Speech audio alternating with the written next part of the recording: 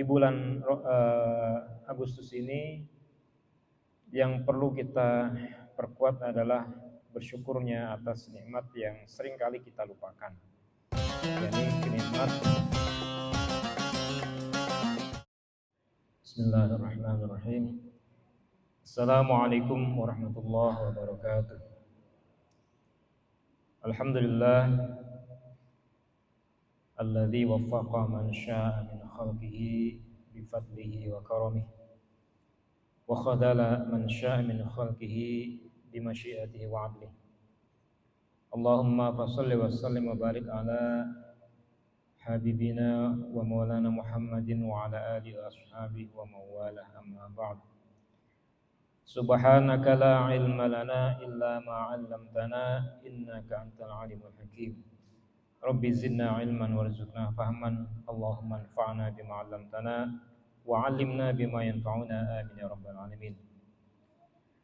Para hadirin rahimakumullah, bersyukur malam Rabu saat ini kita masih diberikan nikmat sehat walafiat zahir maupun dan batin, terutama nikmat hidayah, yang dengan hidayah itu kita masih bisa menjalankan perintah-perintahnya Allah dan juga menjauhi larangan-larangannya. Kita berada di bulan Agustus dan tentunya bagi bangsa ini ada sebuah nikmat yang harus kita senantiasa tafakkuri dan juga tasyakuri, nikmat kemerdekaan. Yang sebagian orang tentu merayakannya dengan kegembiraan, kemeriahan dan seterusnya. Tentu itu tidak salah ya, sepanjang tidak melanggar syariat. Hanya saja ada edaran dari MUI, ini perlu kita ketahui bersama. Dalam lomba-lomba yang seringkali di masyarakat mungkin ada ya, misalnya bapak-bapak pakai daster. Nah, itu MUI sudah mengeluarkan fatwa hukumnya haram. Nah, ini perlu diketahui publik ya, karena menjadi fatwa Majelis Ulama Indonesia yang sudah disampaikan beberapa waktu lalu. Misalnya ada main bola pakai daster untuk bapak-bapak atau macam-macam lah. Memang lucu-lucuan, tapi di situ ada mafsadat yang lain, ada potensi kerusakan yang lain. Tentunya menjadi sebuah keharaman laki-laki menyerupai perempuan, itu sudah jelas. Karena ini juga berkaitan dengan fenomena penyakit masyarakat yang terus berkembang ya, yang kita kenal dengan LGBT. Bahkan konon di Jawa Barat itu sudah ada 300.000 yang mendeklarasikan secara terang-terangan. Dan sebagian juga menyasar anak-anak sekolah. Dan ini perlu waspada Bapak-Bapak sekalian ya. Jangan sampai ada di antara circle kita, keluarga kita yang naudzubillah ya, terbawa ya. Dan itu kadang tidak diketahui. Mereka orang-orang yang agresif, menyebarkan perilakunya ya, menyebarkan bukan fikih sebenarnya, menyebarkan mencari komunitas-komunitas atau juga memperbesar komunitas. Padahal tentu sudah kita ketahui ya dosanya dan potensi azabnya. Alhamdulillah. Juga di bulan Agustus ini yang perlu kita perkuat adalah bersyukurnya atas nikmat yang sering kali kita lupakan, yakni nikmat kemerdekaan, nikmat kedamaian, nikmat kestabilan negeri ini yang meskipun tidak dalam keadaan yang terbaik. Namanya bersyukur itu tidak harus nikmatnya sempurna ya Bapak sekalian. Meskipun dalam kondisi sakit kita pun tetap bersyukur. Maka di antara zikirnya orang yang melihat sesuatu atau merasakan yang tidak nyaman tetap alhamdulillah. Alhamdulillah yang ala kulli hal. Kadang begitu diajarkan.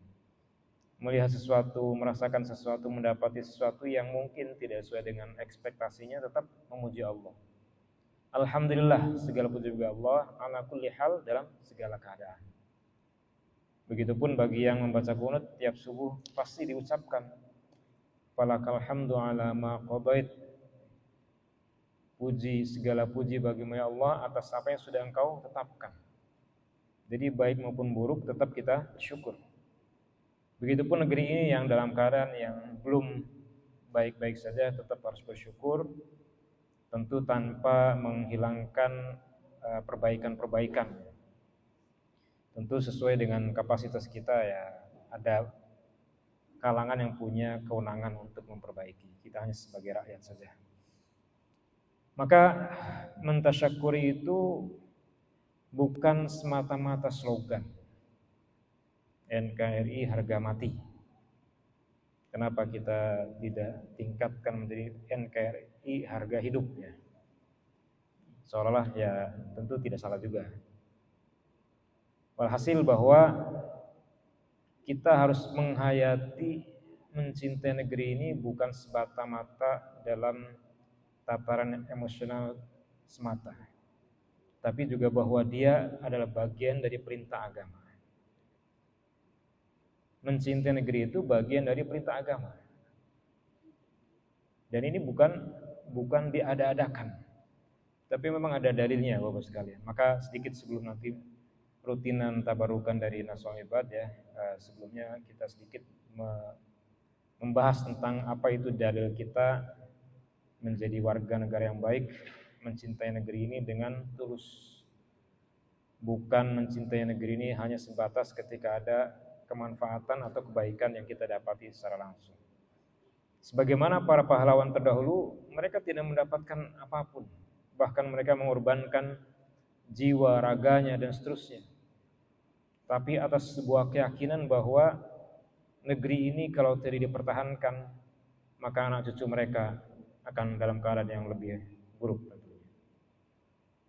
Karena bagaimanapun negeri ini adalah negeri yang sudah diwariskan oleh para leluhur kita yang sudah mengislamkan negeri ini dengan luar biasa. Para ulama pendahulu dari zaman ke zaman yang datang ke negeri ini Islam sejak zamannya abad ke-7 Masehi sudah masuk.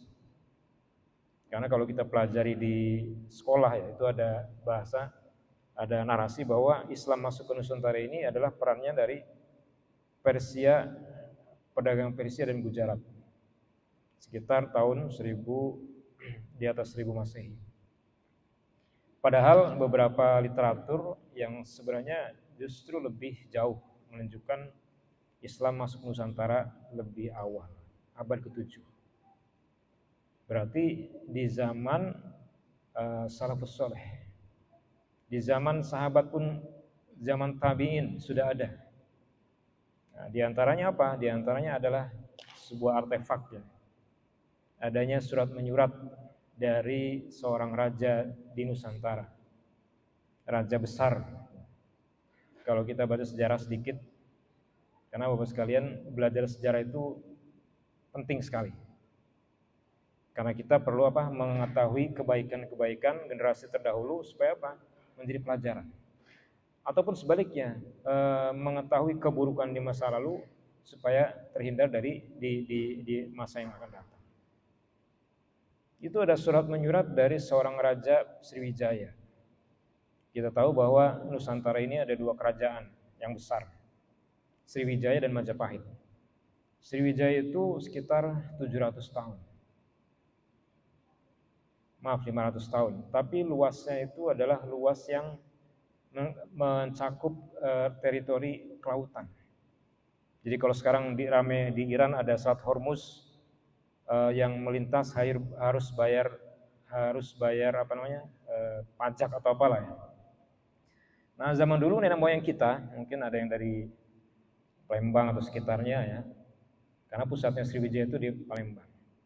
Zaman dulu perairan Nusantara dikuasai oleh kerajaan Sriwijaya.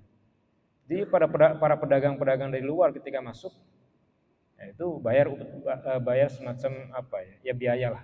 pajak atau apapun. Itu sekitar 500 tahun.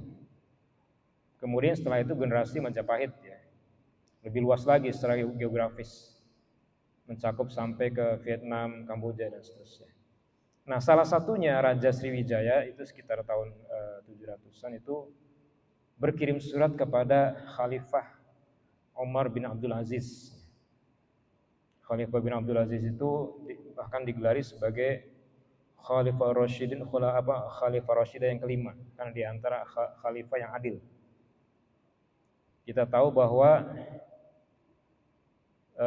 periode awal setelah Rasulullah wafat adalah periode Khulafaur Rasyidin dari Sayyidina Abu Bakar, Sayyidina Umar, Sayyidina Utsman dan Sayyidina Ali radhiyallahu anhum. Itu adalah masa Khulafaur Rasyidin. Kemudian setelah Khulafaur Rasyidin, kata Rasulullah, adalah disebut sebagai Mulkan Jabariyan, raja-raja yang otoriter. Itu dinasti setelahnya, Bani Umayyah ya diantaranya. Tapi ada satu diantara itu, yakni Khalifah Umar bin Abdul Aziz yang dikenal adil, yang beliau meskipun tidak lama, sekitar 3 atau 4 tahun, itu bisa menghadirkan kesejahteraan. Bahkan dalam beberapa riwayat itu disebutkan saking makmurnya zaman beliau memerintah, buah dan sayur itu tumbuhnya begitu besar karena sebuah keberkahan.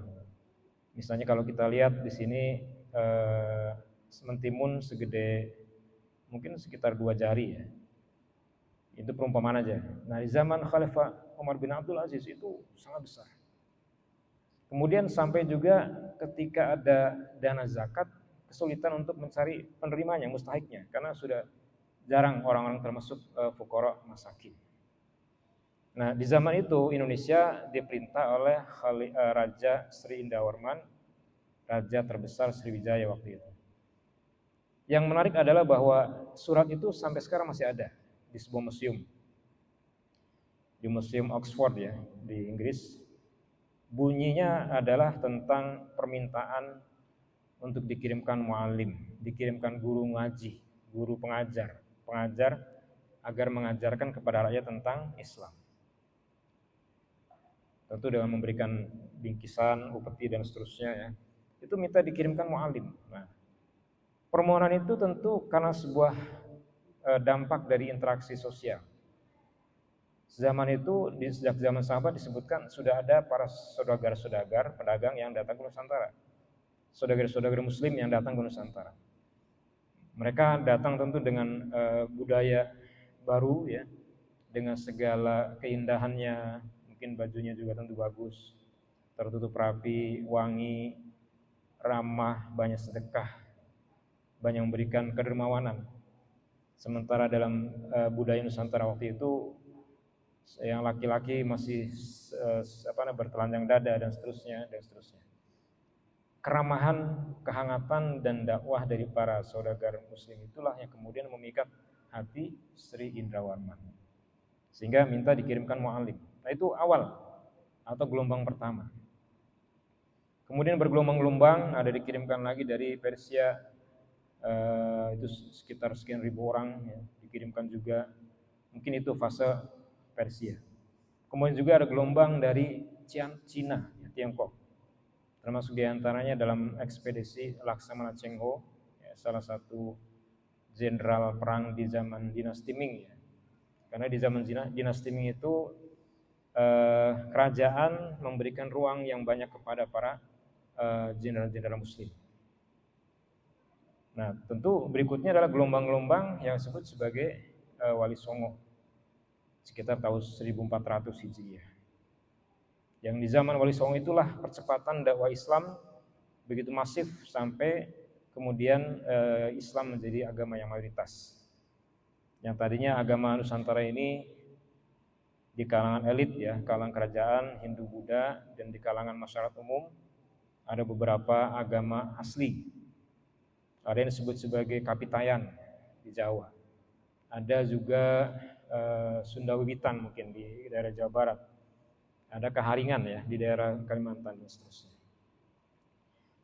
Walhasil bahwa dakwah para wali songo itu kemudian menjadikan agama ini begitu luas, diterima di Nusantara menjadi mayoritas, dipeluk, diyakini oleh warga Nusantara. Nah, hadirin sekalian, bahwa ini adalah warisan mereka para pendahulu yang kemudian hari ini menjadi salah satu nikmat besar yang dengan sebab dakwah mereka lah ketika datang penjajahan di sekitar 1500-an atau satu abad setelah Wali Songo datang, penjajah menghadapi perlawanan yang besar. Kenapa? Karena ajaran para ulama tentang jihad. Jadi para hadirin sekalian, momentumnya di zaman itu, ini saya mengutip dari Allahyarham Kiai Maimun Zubair, ya, bahwa Allah Subhanahu wa taala tidak rela di sebuah negeri yang hilang Islam itu hilang, kemudian dia tidak digantikan. Di abad 14 itu bertepatan dengan apa? Hilangnya umat Islam di Andalusia. Kita tentu pernah belajar bahwa Spanyol yang sekarang kita kenal dengan Barca, Madrid, dan seterusnya, itu dulu adalah negeri Islam, Andalus, Al-Andalus, yang melahirkan banyak ulama ilmuwan, para intelektual. Dan di antara Ibnu Haytham yang merintis penemuan optik. Dan dengan penemuan optik itu, Ibnu Haytham kemudian terjadi revolusi sains. Dengan optik bisa mengamati alam makrokosmos karena dibuat teleskop. Dengan optik kemudian ada riset pengembangan tentang pengamatan mikrokosmos, dibuat mikroskop. Jadi yang di atas sana teleskop, yang kecil mikrokosmos itu mikroskop. Itu siapa yang menemukan? Ibnu Haytham, seorang ulama kita. Begitupun Ibnu Sina, Ibnu Rushdi dan seterusnya. Nah, kemudian dalam perang salib yang dipimpin oleh Ratu Isabel dan Raja Ferdinand, Spanyol dan koalisi negara kerajaan-kerajaan Katolik, ya, itu mengalahkan dinasti di Andalusia karena saat itu Andalusia sedang mengalami kebobrokan moral, mengalami kerusakan moral di kalangan penguasanya. Nah, saat itu Islam seolah hilang di Andalusia, tapi di saat yang bersamaan Islam hadir di Nusantara. Jadi istilah Indonesia ada anak urup-urupe gitu. Andalusia hilang, nah Nusantara menjadi negara Islam. Termasuk penamaan Sumatera dengan Andalus itu juga kenapa? Ibnu Battutah dalam kunjungannya mengamati, ya, di antara beliau yang melakukan ekspedisi yang sangat luas, dan peta dari Ibnu Battutah itu juga digunakan oleh para petualang-petualang seperti Columbus, Marco Polo, ya. Itu adalah hasil dari perjalanan dan juga peta yang dibuat oleh Ibnu Battutah dan Syekh Idrisi dari Tunis. Sumatera disebut sebagai Andalas, itu dari kata Andalusia, karena ada kemiripan secara geografis, secara kekayaan alamnya. Nah, kemudian bahwa Andalusia hilang Islamnya, hadir Islam di Indonesia, di Nusantara. Dan Islamnya Nusantara menjadi mayoritas sekali lagi oleh Wali Songo bertepatan sekitar 1 abad sebelum datangnya para penjajah. Ini yang kemudian menjadi catatan besar, ya, menjadi kita garis bawahi. Allah Subhanahu wa taala menyiapkan bangsa ini kemudian bisa melawan penjajahan, sehingga kita bisa bertahan. Bedakan dengan negeri-negeri lain, misalnya di Amerika. Amerika yang memimpin adalah siapa sekarang? Mereka bukan warga asli,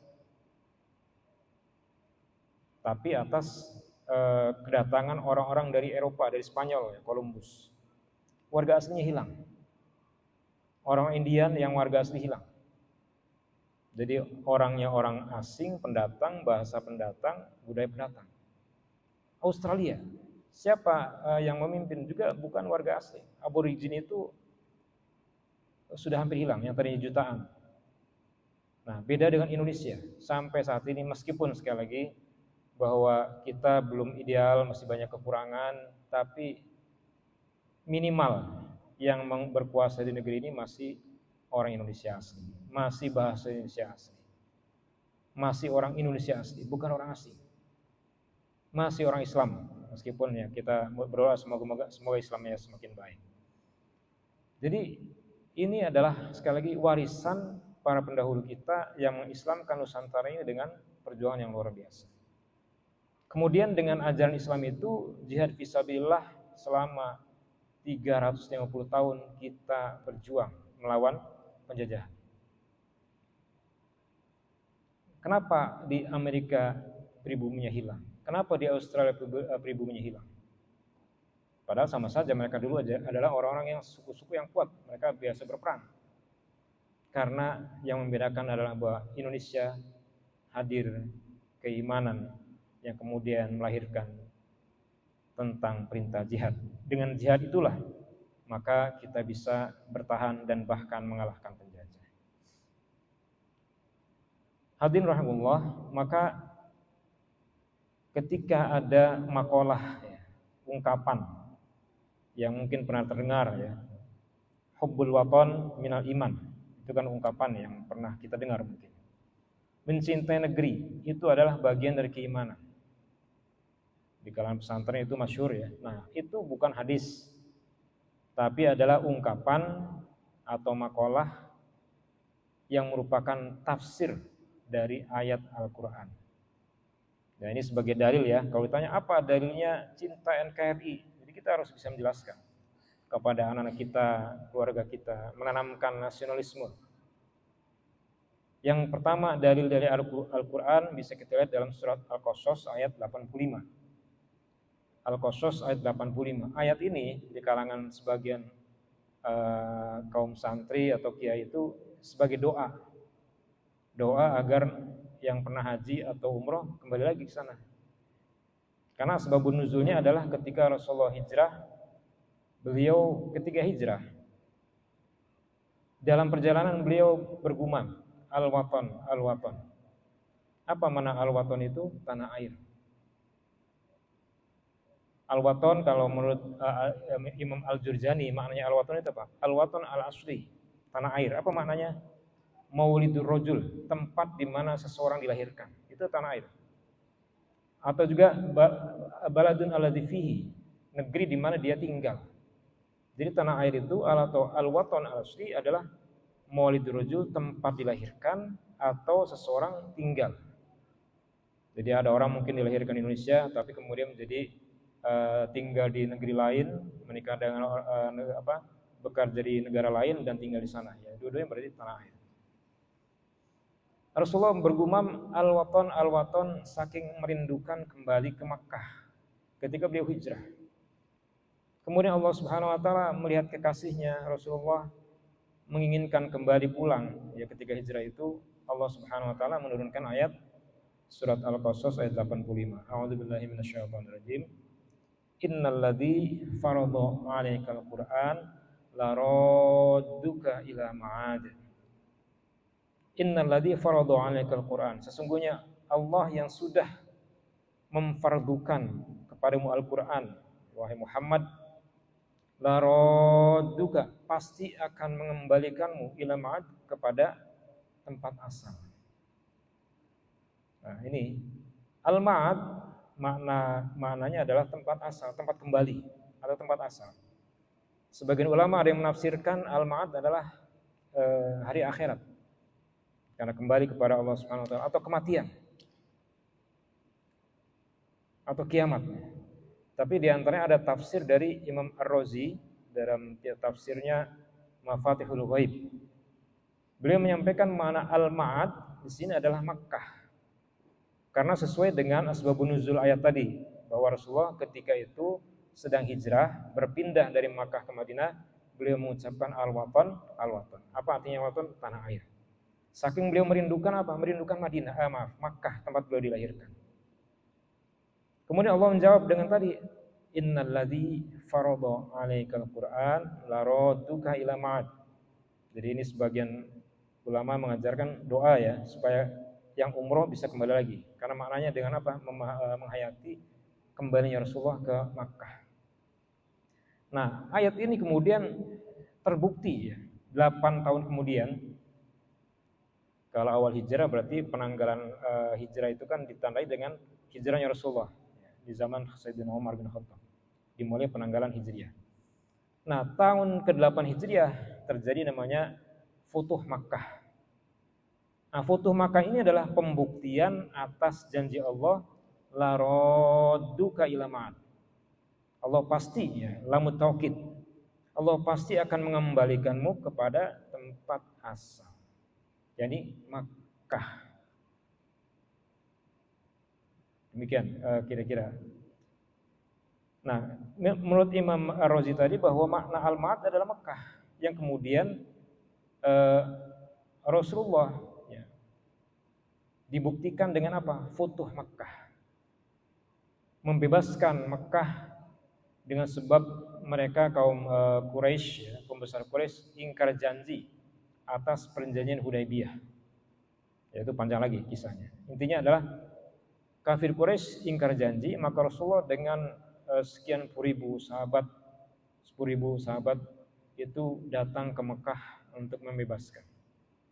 Tapi tanpa adanya pertumpahan darah. Tidak setetes pun darah mengalir dalam Futuh Makkah. Bahkan dikisahkan ada seekor anjing. Jadi jangankan manusia Bapak sekalian, anjing sekalipun ya, itu disebutkan dalam sebuah riwayat, ada anjing betina sedang melahirkan. Anjing betina, kita tahu dalam mazhab Syafi'i itu najis mughalladah.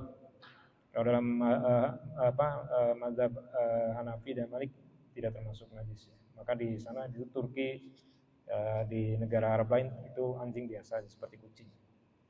Nah, kemudian induk anjing yang baru melahirkan tadi ketika melihat rombongan orang datang, yakni para sahabat dan Rasulullah itu datang, si anjing ini ketakutan. Tapi karena dia baru lahiran, itu dia nggak bisa apa-apa. Maka Rasulullah SAW memerintahkan sahabat untuk menjaga agar anjing itu tidak terganggu. Jadi bayangkan, jangankan manusia, anjing sekalipun oleh Rasulullah dilindungi. Nah, ayat tadi ya, innal ladzi farada 'alaikal Qur'an la radduka ila ma'ad. Apa kaitannya dengan hubbul watan wal iman? Apa kaitannya dengan cinta tanah air? Ini dijelaskan oleh Syekh Ismail Haqqi dalam tafsirnya Ruhul Bayan. Beliau sampaikan bahwa wa fi tafsiril ayah, dalam tafsir ayat ini, ayat tadi Al-Qasas ayat 85, isyaratun, ada isyarat, ada pelajaran, ada petunjuk. Ila anna hubbal watani minal iman. Nah, ini kalimat di sini.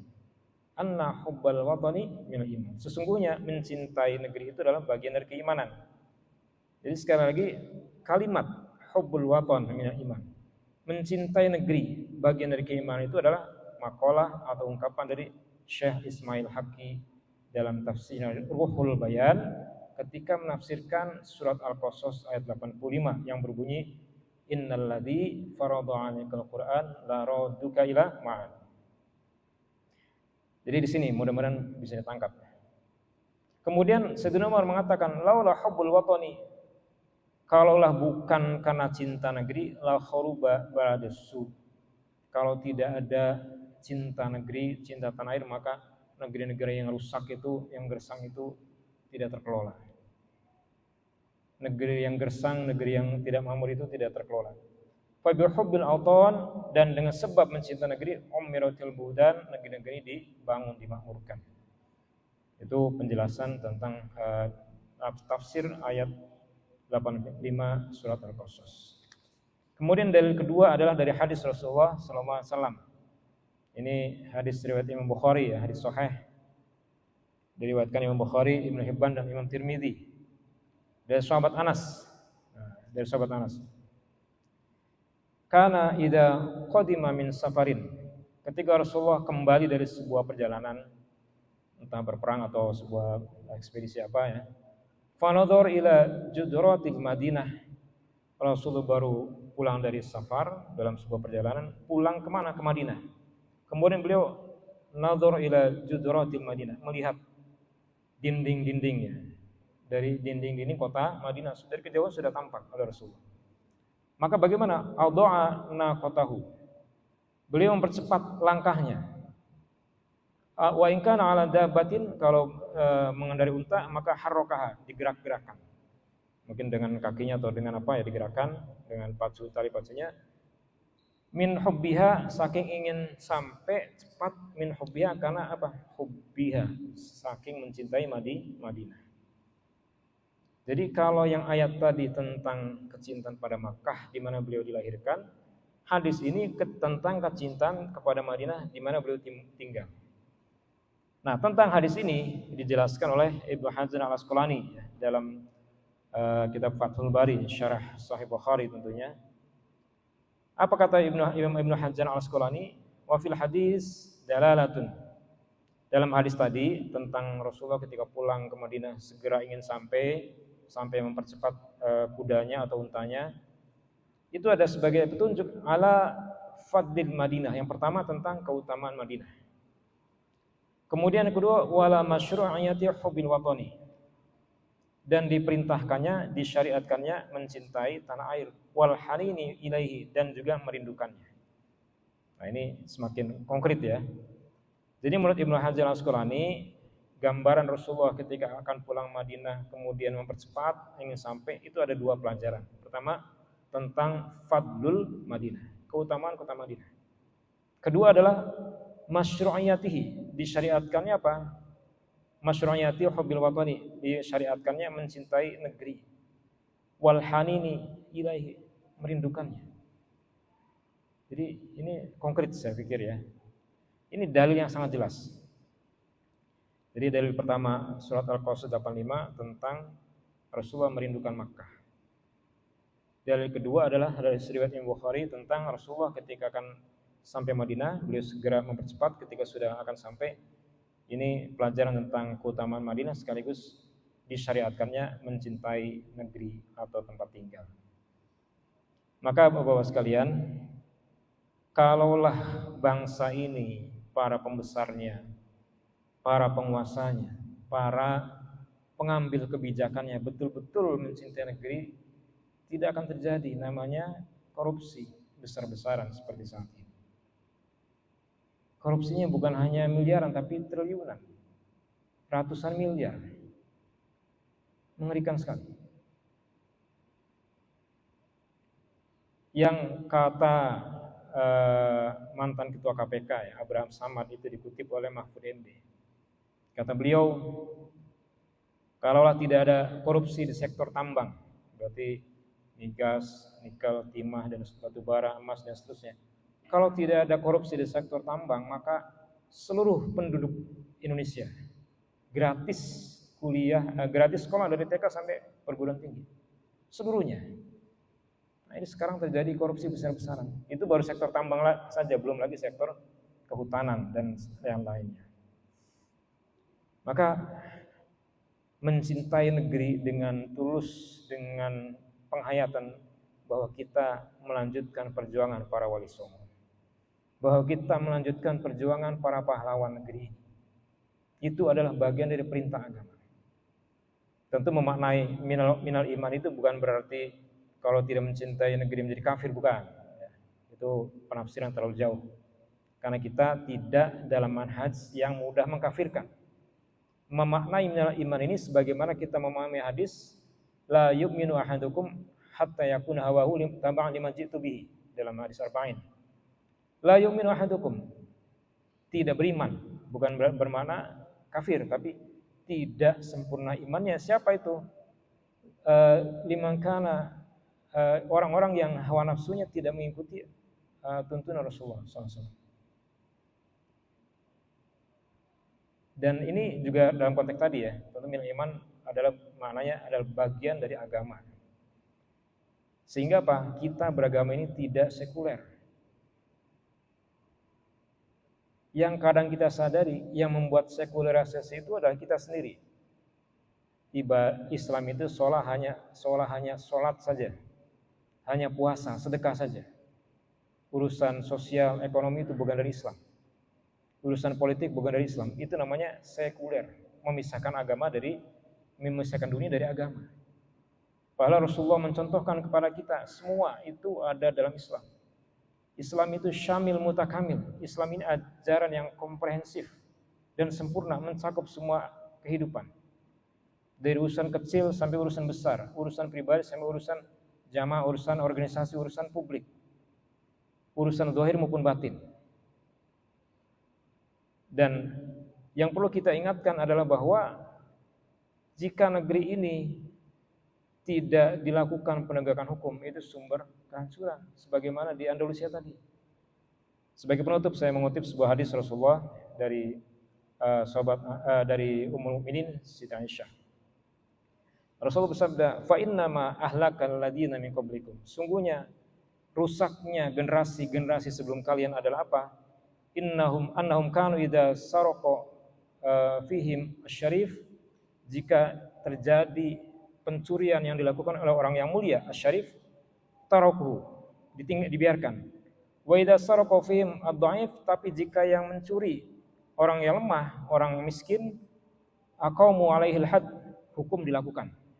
Hukum ditegakkan. Apa kata Rasulullah? Jadi kehancuran umat terdahulu itu apa? Mereka ketika yang mencuri orang besar, orang terhormat dibiarkan. Tapi kalau orang yang mencuri orang miskin ditegakkan hukum. Wa inni walladzi nafsi biyadi, dan aku kata Rasulullah yang sungguh aku di dalam genggaman Allah, lau anna Fatimah binta Muhammad saraqat, kalau Fatimah anakku mencuri, laqata'tu yadaha, aku yang akan memotongnya. Itu sebagai sebuah ungkapan penegasan. Tidak boleh ada perbedaan atau diskriminasi hukum. Nah, kisah tadi berkaitan ada seorang perempuan dari Bani Mahzum, seorang perempuan dari kelompok kabilah yang terhormat yang mencuri. Yang ada sebagian sahabat mengajukan agar tidak dihukum karena apa? Kelompok kabilah yang dihormati. Demikian Bapak-Bapak sekalian, rahimakumullah, semoga menjadi pelajaran buat kita. Semoga diberikan istiqomah negeri ini menjadi batan thayyibatun rabbun ghafur. Para pemimpinnya melakukan pemimpin yang adil dan rakyatnya juga dalam kebaikan-kebaikan. Kita tutup dengan doa kafaratul majlis. Subhanakallahumma wa bihamdika asyhadu an la ilaha illa anta astaghfiruka wa atubu ilaik. Assalamualaikum warahmatullahi wabarakatuh.